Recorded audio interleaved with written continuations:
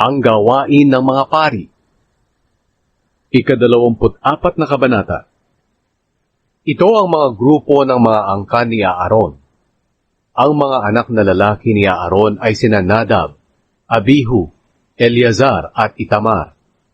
Pero unang namatay sina Nadab at Abihu sa kanilang ama, at wala silang anak.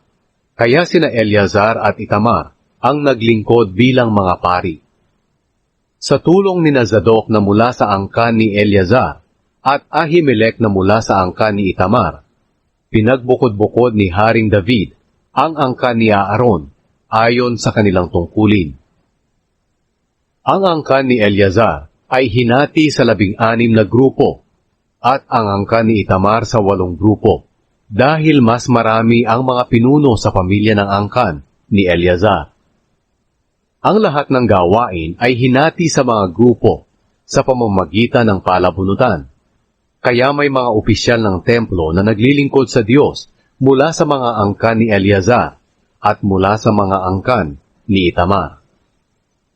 Si Shemaya na anak ni Netanel na Levita ang kalihim. Itinala niya ang pangalan ng mga pari sa harap ng hari at ng mga opisyal na sina Zadok na pari, Ahimelech na anak ni Abiatar, at ng mga pinuno ng mga pamilya ng mga pari at ng mga Levita. Salitan sa pagbunot ang angkan ni na Eleazar at Itamar. Ang unang nabunot ay si Jehoiarib. Ang ikalawa ay si Jedaiah. Ang ikatlo ay si Harim.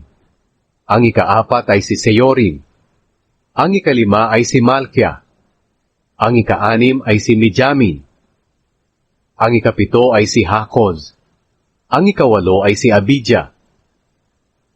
Ang ikasyam ay si Jeshua.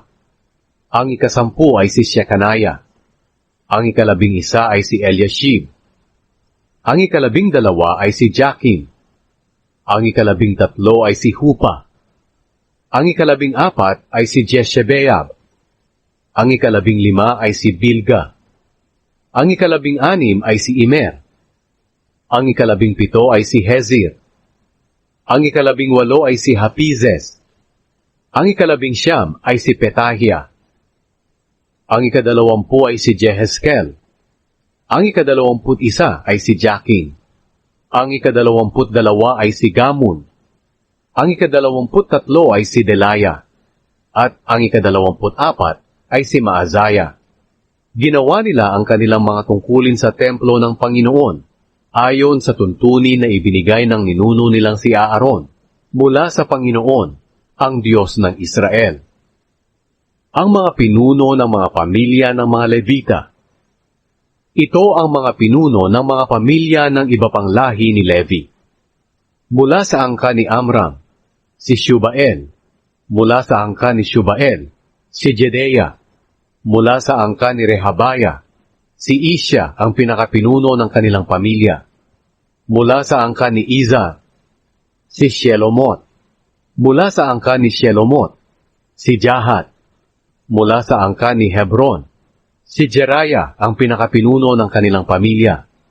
Si Amaria ang ikalawa, si Jahaziel ang ikatlo, at si Jekameam ang ikaapat.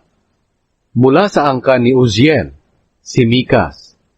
Mula sa angkan ni Mikas, si Shamir. Mula sa angkan ni Ishiya na kapatid na lalaki ni Mikas, si Zacarias. Mula sa angkan ni Merari, si Namali at Mushi. Mula sa angkan ni Jaazaya, si Beno. Mula sa angkan ni Merari sa pamamagitan ni Jaazaya, sina Beno, Shoham, Zakur, at Ibri. Mula sa angkan ni Mali, si Eleazar na walang mga anak na lalaki. Mula sa angkan ni Kish, si Jeramil.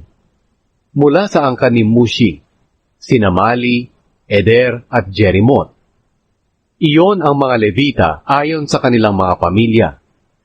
Katulad ng ginawa ng mga angkan ni Aaron, nagpalabunutan din sila para malaman ang mga tungkulin nila, anuman ang kanilang edad. Ginawa nila ito sa harap ni na Haring David, Zadok, Ahimelech, at ng mga pinuno ng mga pamilya ng mga pari at mga Levita.